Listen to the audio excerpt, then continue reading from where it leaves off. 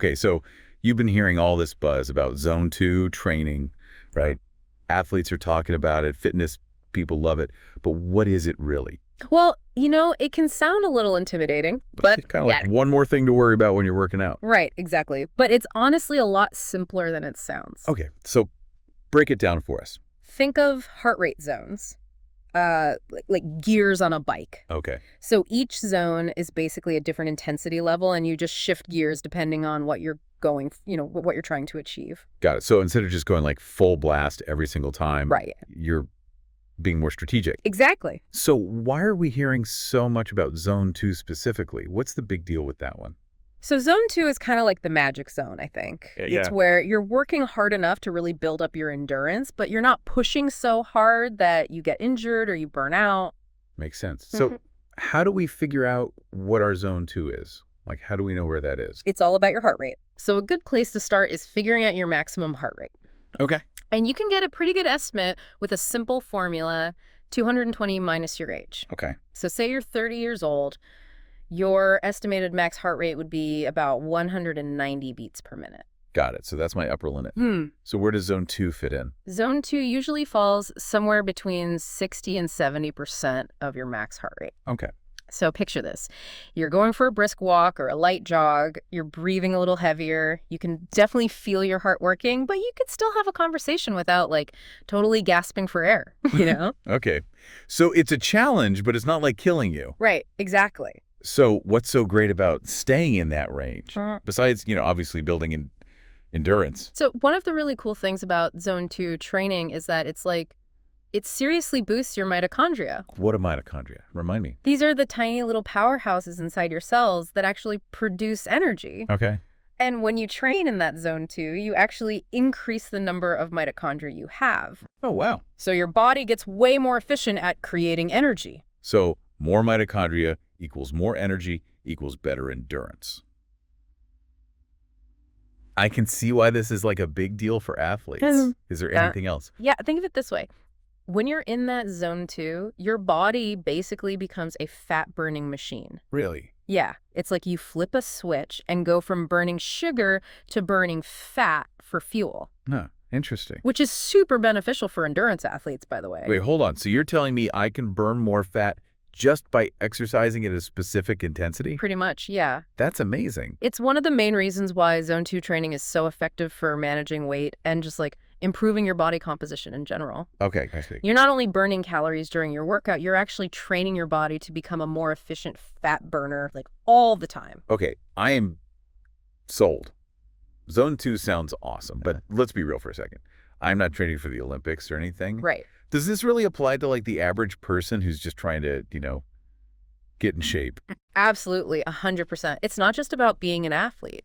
Yeah. Zone 2 training has some amazing benefits for your overall health, too. Like what? Well, it can improve your cardiovascular health, lower your resting heart rate, and believe it or not, it can even boost your mood and even strengthen your immune system. Wow.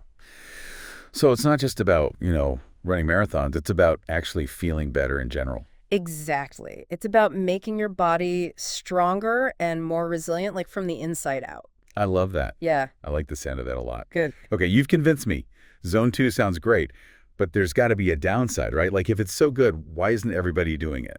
Well, I think one of the biggest hurdles is that it kind of requires a mindset shift. Yeah. We're so used to thinking that harder is always better when it comes to exercise. Totally, that whole no pain, no gain thing. Right, exactly. But zone 2 is all about finding that sustainable pace and, not pushing too hard. Okay, so being mindful of how much effort you're actually putting in. Yeah, and resisting that urge to go beyond that zone 2 sweet spot, which can be tough, especially if you're used to those high-intensity workouts. I can imagine.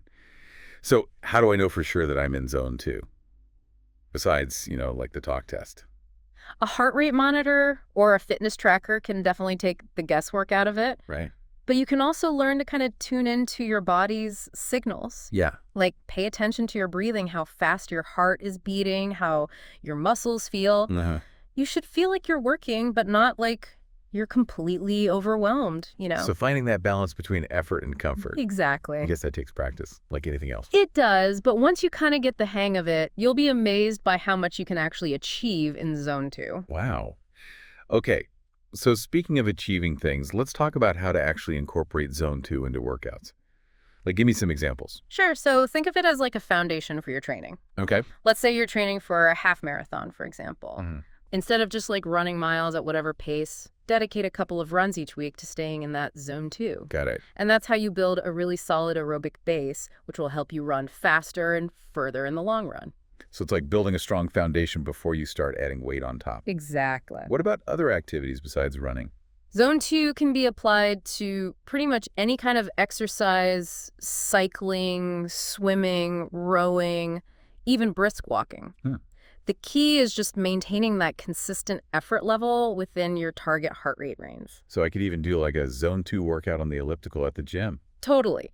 And here's a pro tip. Zone 2 training can be a game changer for your recovery days. Oh, really? How so? Instead of just taking a complete day off, try doing some light activity like walking or easy cycling in Zone 2. Okay. It actually helps to flush out lactic acid, reduce muscle soreness, and promote active recovery. That's so smart. I'm always looking for better ways to recover. Yeah, Okay, well, let's talk about strength training. Does Zone 2 have a place in a lifting routine? that's a good question. So while Zone 2 is mainly beneficial for endurance, it can definitely play a role in strength training. Okay. You could use Zone 2 cardio as a warm-up before you lift weights, or even as active recovery between sets. Uh-huh. It helps increase blood flow to your muscles and improves your overall cardiovascular fitness, which can indirectly benefit your strength gains. Interesting. So it's not a direct substitute for lifting heavy weights, Right. but it can definitely help out. Exactly. Okay. Are there any other like misconceptions about Zone 2 training that you hear a lot?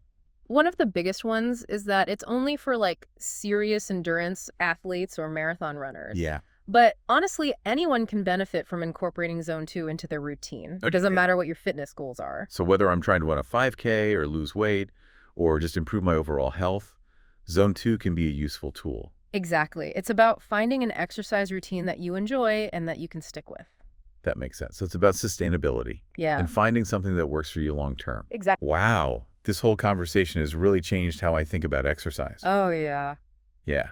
I used to think it was all about like pushing myself to the limit every time. Right. But now I'm realizing that sometimes slowing down can actually be more effective. It's a common misconception. We're Yeah. constantly hearing about these crazy high-intensity workouts and burning as many calories as possible. Right.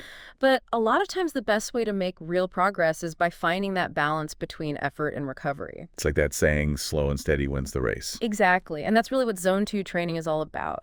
Yeah. Building that solid foundation, improving your body's efficiency, and making exercise something that you can actually stick with. Yeah. And the best part is that it doesn't have to be complicated. Right. You don't need any fancy equipment or a gym membership. Nope. You can find your Zone 2 in all sorts of activities, Yeah. from walking to swimming to even dancing. Absolutely. As long as you're staying in that zone, it all counts.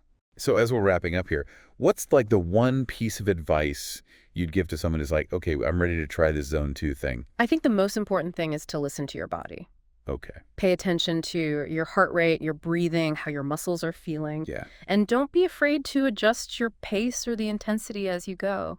Yeah. It's all about finding that sweet spot where you're challenged, but not totally overwhelmed. And remember, it's not a race. Zone 2 training is a journey, not a destination. Well said. Be patient with yourself, celebrate those small victories, and enjoy the process of becoming fitter and healthier. I love that. Embrace the journey. Find your Zone 2 and see what happens. It's amazing what your body can do when you work with it, not against it. Awesome advice. Thanks for breaking it all down for us. Of course, anytime. Yeah.